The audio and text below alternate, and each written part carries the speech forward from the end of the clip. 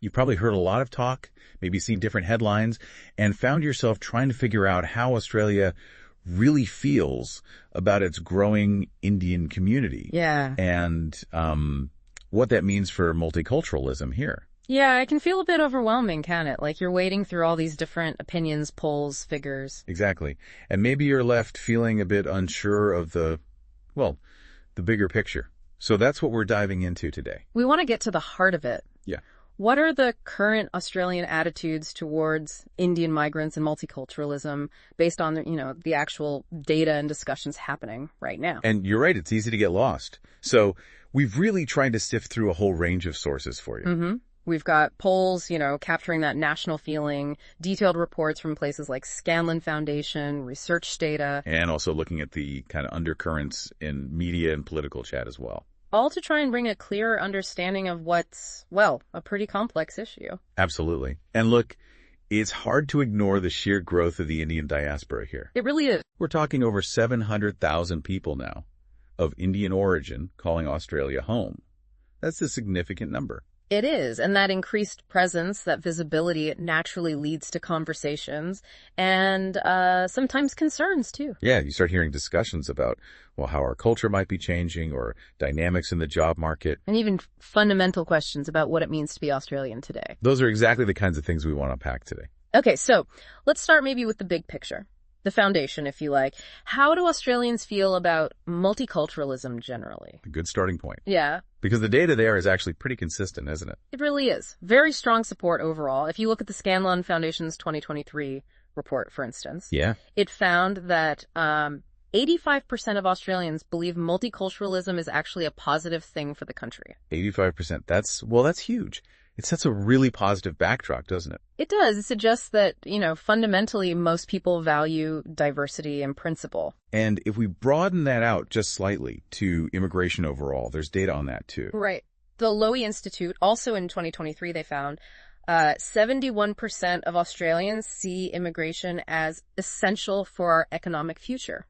So again, a clear majority seeing the economic upside, recognizing the benefits it brings nationally. Essential, yeah. But, and this is where the complexity starts to creep in, that same Lowy poll highlighted some real anxieties. Okay, like what specifically? Well, concerns about housing shortages, for one, and also the pressure on infrastructure, transport services. Okay. So while people might see the economic argument, those sort of day-to-day pressures are definitely being felt. Exactly. They're causing some, let's say, unease for quite a few people. It's not just an abstract economic debate for them. Which I guess brings us right to the core of our focus today. Mm-hmm. How do these general feelings play out specifically when we talk about migrants from India? Yeah, the central question. And the Scanlon Foundation's 2023 data gives us some really specific insight here. What do they find? They found that around 40% of Australians feel the number of migrants coming from India is, quote, too high. 40%. Yeah. Okay, that's a significant number. Yeah. But how does that compare? Does it need context? It absolutely needs context. That 40% figure, it's not in a vacuum. Right. When you compare it to views on other migrant groups, it's higher than the concern expressed about, say, migrants from the UK or New Zealand. Okay, so higher than those traditional source countries. Yes. But, importantly, it's lower than the level of concern people expressed about migrants coming from China or the Middle East. That's interesting.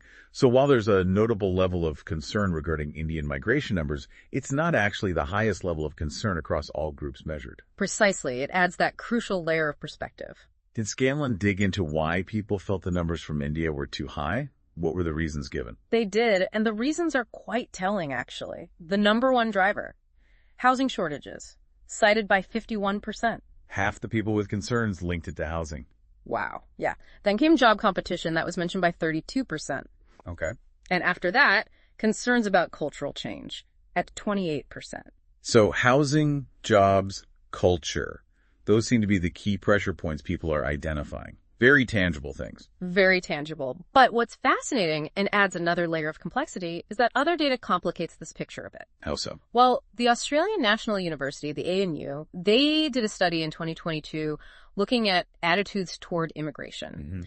And they actually found that Indians were viewed more positively than Chinese or Middle Eastern migrants when people were asked about their perceived contribution to the Australian economy. Really? So concerns about numbers, but also a more positive view on economic contribution compared to some others. Exactly. It's a really important contrast. It suggests that maybe the concern isn't necessarily about the people themselves, but perhaps more about the scale and its perceived impact on resources like housing. That makes sense. Yeah. And didn't the Lowy poll also find strong support for a specific type of migration? Yes, spot on. That same poll showed 57% of Australians support skilled migration. And that's relevant because... Yeah. Because that's the main pathway, the primary category. For most Indian migrants coming to Australia, they arrive under skilled migration programs. Right. So you have this general support for the very category most Indian migrants fall into, yet also concerns about the overall numbers from India specifically.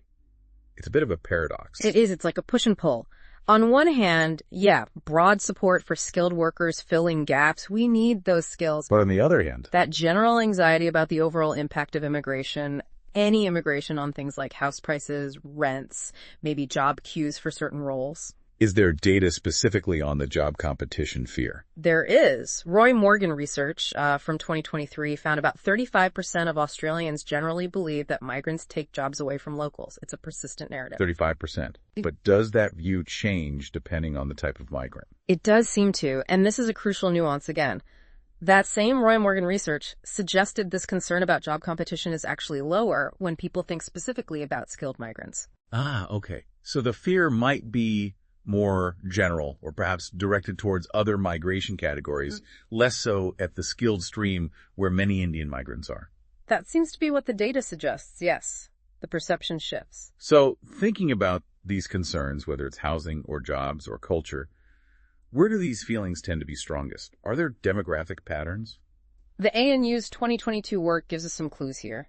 They found that the strongest resistance to immigration in general, not specific to any group, tended to come from older Australians. Okay. Those on lower incomes and often living in regional areas outside the major cities. Interesting. So while that's not specifically about Indian migrants, it gives us a broader picture of where general immigration anxieties might be most concentrated. Exactly. It provides that wider demographic context. And we can't really ignore the role of, well, the media and politicians in all this, can we? Absolutely not. They play a huge role in framing the debate and shaping attitudes. You definitely see it, don't you? Debates on Sky News or the ABC focusing on population growth, housing stress, the impact of migration numbers. And politically, you get that spectrum of views. You have parties like One Nation raising very specific concerns, maybe about student visas from India, for example. Right. And then you have the major parties who generally voice support for skilled migration, seeing it as vital for the economy. These public discussions, these competing narratives, they undoubtedly filter down and influence how people feel. And, thinking about this, it really connects to some of the things we saw in that Down Under debates script we looked at earlier. It felt like a reflection of these very tensions. It really did. It put some kind of real-world flesh on the bones of this data. Like the point about the rapid growth and visibility of the Indian diaspora in certain suburbs. Yeah, mentioning places like Harris Park in Sydney or Clayton in Melbourne, you can physically see the thriving Indian culture there, the shops, the restaurants, the community events. And that visibility, as the script suggested, feeds into that debate. Is this Australia's identity being diluted, as some might worry?